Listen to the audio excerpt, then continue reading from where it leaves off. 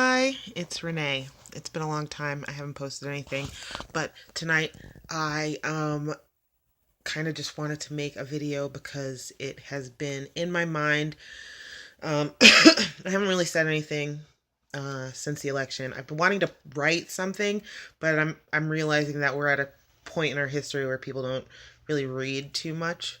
So, video it is. Um, what I'd like to say is that white fragility is going to doom us all. And why I say that, um, if I post this on YouTube and anybody watched it, I'm sure that there would be some backlash if I had any sort of a following. But since I don't, I'm going to post it, maybe, I guess. Or even to Tumblr. On Tumblr, I might get a backlash. But whatever, I don't care. I'm smarter than half of Tumblr. Anyway, so the my issue with white fragility, and the reason I say that it is going to doom us all, since the election, I've been in a lot of conversation. Before the election, I was in a lot of conversations with white liberals, um, many of whom would call themselves allies, who, before the election, were kind of lulled into this false sense of security that I was actively engaged in trying to shake them out of. But there was a lot of pushback. Since the election, um, and caveat, right around the election, I knew this was going to happen. Um, I know from history that after a Democratic term, there is typically not another Democrat elected. There weren't going to be two Democrats in a row at all. I knew that Donald Trump was going to get elected. That fact scared the shit out of me, um, and has been difficult to deal with, but at the same time, I knew it was coming, so I had some preparation. Um, Most of my white liberal friends told me that I was just overreacting on election day. I remember it. I could probably pull up, the Facebook conversations, but 90% of the people that I knew were like, "Oh, Donald Trump's never going to be the president. That's never going to happen. You're just being too fearful. You're just overreacting." And I was like, "No, because you don't understand that whiteness will do anything to preserve itself. They are white people. They don't understand this. And they don't understand it because they don't have to. As a black woman navigating the world, I have been taught from day one that I have to also understand whiteness and its effects on my life and how it cushions and insulates the people who benefit from it, and how I could work around that insulation. Some people like to poke through it, and some people get through it, but by and large, white people walk around in their, have been walking around in their foam rubber suits of privilege, not having to feel the effects of race at all. A construct that they culturally came up with and that they culturally benefit from. They have literally never had to learn how to navigate it. And the reason I say that white fragility is going to doom us all is because this has all kind of come to a head this evening. I'm in the group Pantsuit Nation, the secret group on Facebook, that was formed right before the election, um, in support of Hillary Rodham Clinton. Full disclosure, I did not actively join the group. Um, Excuse me, I've been drinking eggnog. It's Christmas. And I was added to the group like 3 days before the election. I almost left because I am not a fan of Hillary Clinton. I'm a black woman. Were I in a position to vote, I would probably register before the election. I would have probably registered as Democrat. Now I'd probably register as independent. Um, Actually, no, I would register as a Democrat still, just so that I could participate in primary voting. But that's just me. Because I can participate in primaries and vote however I like. But anyway, that's just, my personal 2 cents. Anyway, so this evening I almost left Pantsuit Nation. I didn't necessarily want to stay because I'm not a huge fan of Hillary Rodham Clinton. And recently, since the election, in the last month, it went from grieving posts, which were fine, to just random self-congratulatory, masturbatory white people posts of white people patting themselves on the back for wearing safety pins and just being decent human beings. Again, I only stayed in the group, and I'm still going to stay in the group until they kick me out, because I want to see what happens with this movement. Because I consider myself an activist. I'm definitely not a pacifist. And I consider myself somebody who has seen this coming for quite some time and is now ready to participate on a large scale. So earlier this evening, there was a post in Pantsuit Nation by Jenny Lumet. Jenny Lumet, I believe this is the same woman. This is the director Sidney Lumet's daughter. She is a woman of color who benefits from white passing privilege, but as a woman of color, she has also noticed that in the group Pantsuit Nation, there's a lot of crazy, awful things happening. So I'm going to pull up the post just so that I can read it to you. I've been commenting on these things like all day, but not really all day, but so in this post, Jenny Lumet, this was after some backstory. Since the election, after all of the masturbatory, congratulatory posts, women of color have been airing legitimate grievances and saying, hey, there's a lot of work to be done, and we can sit around and like circle jerk and like pat each other on the back for smiling at Muslim people and wearing safety pins, or we can organize. You can take our comments and write some feel-good garbage coffee table book, or we can get together and actually do something. And 90% of the time, when women of color are bringing up these concerns in the group, or people of color, we are being shouted down, told to be quiet, or we're being divisive, or we're being angry, or textbook white feminist bullshit. Anyway, so this evening, Jenny Lumet posted this status. I'm a POC. Here's a suggestion. I'm gonna turn it around so that you can see it. I'm a POC. Here's a suggestion. There was a post asking POC to stay. I'm on the verge of leaving because I read the almost 2,000 comments, and most of them were, from as far as I could tell, white women. In a post asking POC to stay, the conversation was dominated by white women. This is the problem. Perhaps in this thread, POC can address any issues they might have, and white women can simply listen and not comment. The issues about racism within a group are best served by listening to those who are experiencing it, as opposed to listening to those who are not experiencing it. I hope this works. Obviously, that was a threat to every single white feminist in the group. The comments on this post were they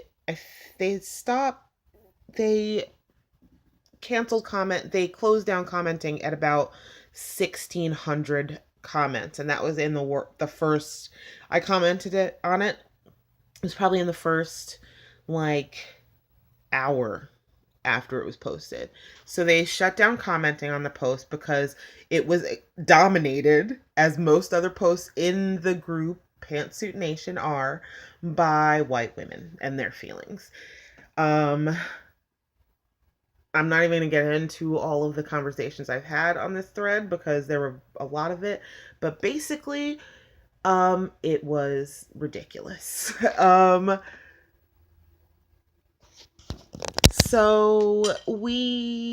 was, whatever. I was like, this is ridiculous. I posted, I really wish that they hadn't shut down commenting. It actually is very upsetting to me that they shut down the commenting on that post because there was a lot to still be said. And I think that, but I understand why they did it, because on a post where women of color were invited to air our grievances, um, it being dominated by the voices of white women complaining about their hurt feelings, um, just at being asked to listen, not at any of most of the people in the group were just angry that they were asked to listen. So that comment section was shut down. Then afterwards,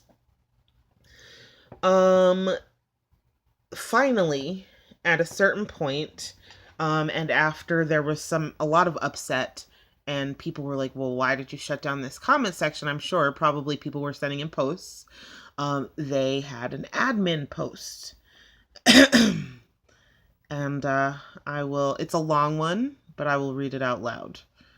Okay.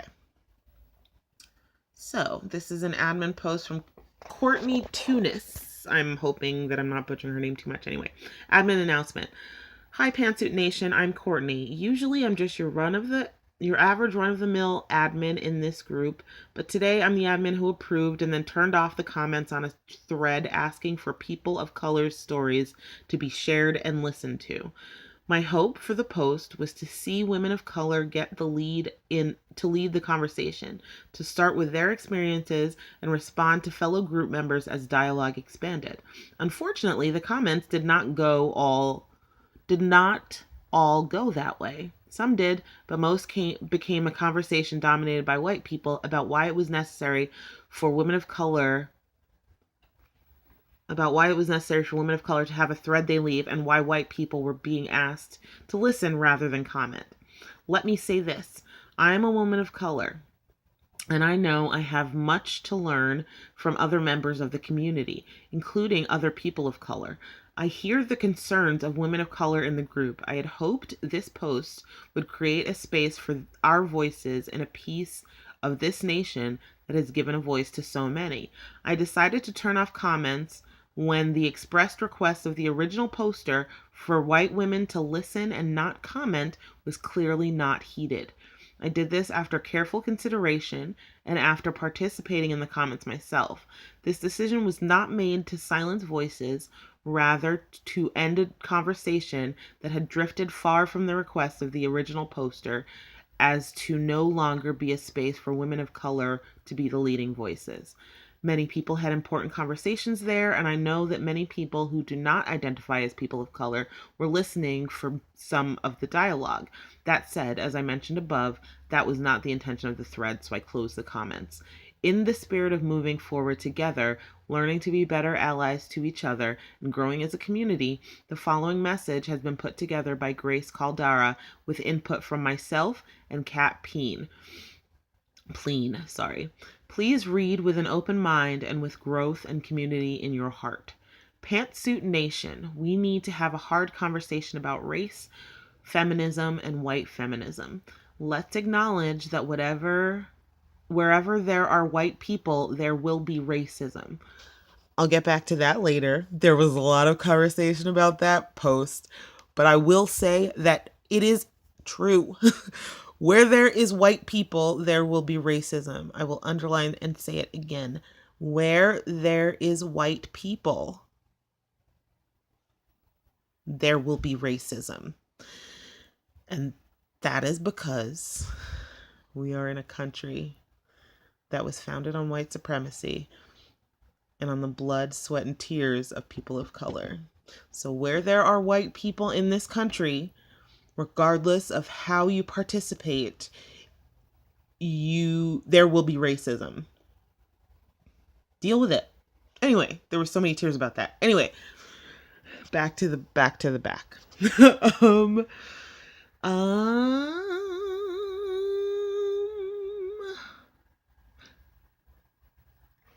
Where there are white people, there will be racism. It's the truth. The first step in moving forward is recognizing this.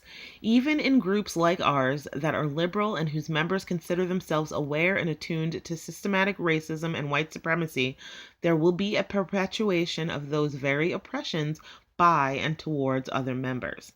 As you look around this group and at yourselves, please acknowledge this pervasive and deeply ingrained racism. If we think we are not part of the problem, that is a problem. Only once this is understood and internalized can we move forward. Only once this is understood and internalized can. Oh, sorry. Feminism at its core and with its roots has not been intersectional. Many early feminists were racist and advocated openly for white supremacy and lynchings. This is a hard truth that all feminists, especially white women, need to recognize and embrace. Learn from and move forward by not repeating past mistakes. It's absolutely of the utmost importance to leave white feminism behind and work on intersectional feminism. If we work towards the advancement of women of color, white women will by default also benefit. This doesn't work the other way around. Women of color are facing a twofold problem. I would say threefold because we are not all at the intersections of, sexuality and presentation that everyone is. So, and, mental illness and, we're at many different intersections, but yes, fine, twofold. Let's leave it at that. Blah blah blah. Dealing with race, they are women. Neither of those two things can be separated from each other, yet people try to treat them as two separate issues. Women of color face an even larger pay gap.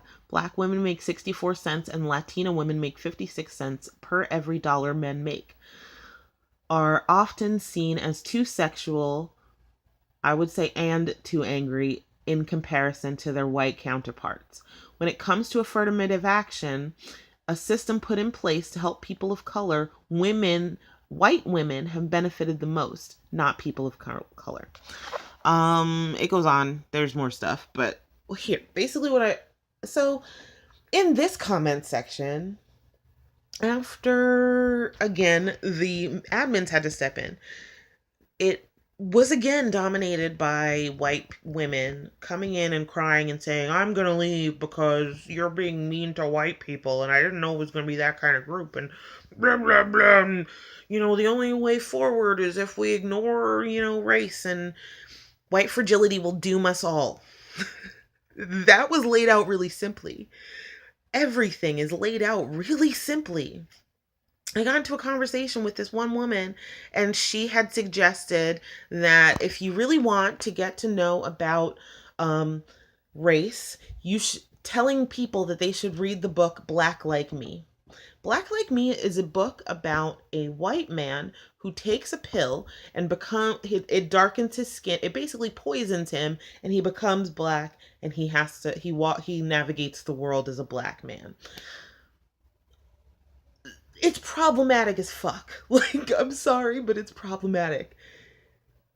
If you're going to really learn about the black experience and navigate the black experience, don't tell people that they should read a book by a white guy who decided to damage his kidneys to become black, and then, he's not black anymore. He died white.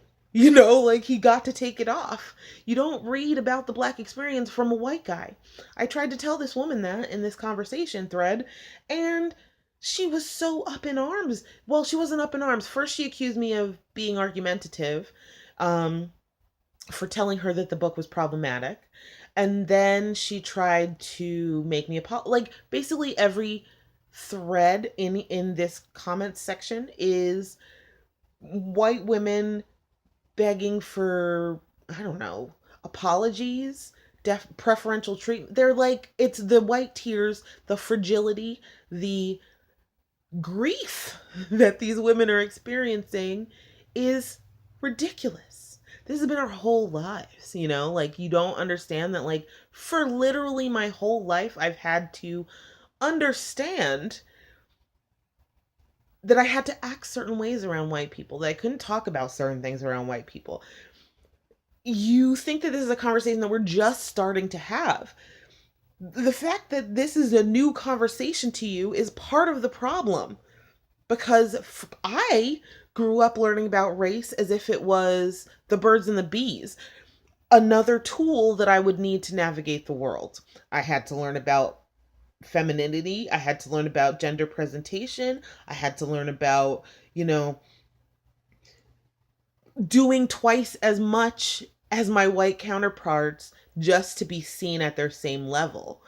And you are mad because you got to live your entire life without knowing that stuff, and you're just being introduced to the concept of maybe listening to my experience. And that is enough to put you up in arms. And you call yourself a liberal. This is why I don't like liberals. Like, this is why I have a problem with liberals. This is why I have a problem with the state of things. Because there are too many people right now who are really sure that they're doing the most.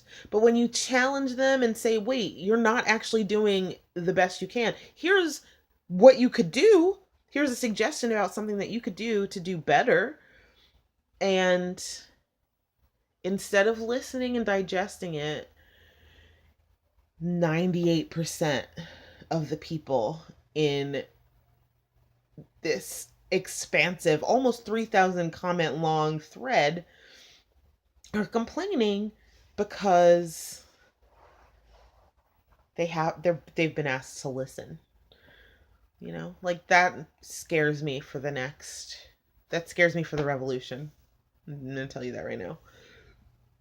Because if that's my ally, like, if those are the allies that I have to look forward to, wishy-washy bullshit, fragile assholes who think that me asking them to listen to my experience is tantamount to my oppression on a daily basis.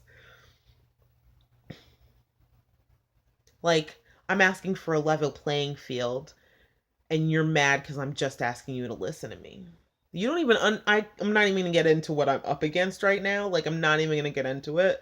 But, like, the level of entitlement and privilege that it takes to tell someone who is basically, like, scratching and clawing for survival, like, bruised and bloodied up, and you're, like, sitting on a beach just chilling, relaxing, and, like, I come up to you, like, bruised and bloodied up and battered and obviously been through some shit, and you're lying there, like, relaxing, like, on vacation, like, and you're basically telling me that, like, me messing up your your 3,000 year vacation is tantamount to the abuse I've suffered. Like, think about that.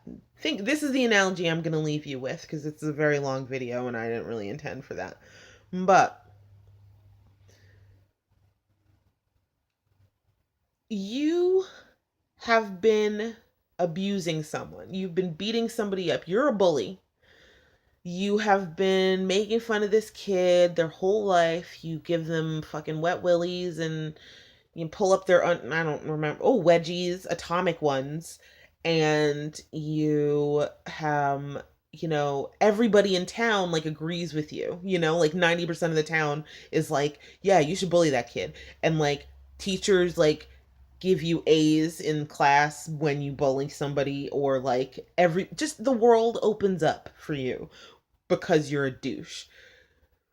And the person who's bullied doesn't complain for a while. Like, they're not complaining. They're not saying anything.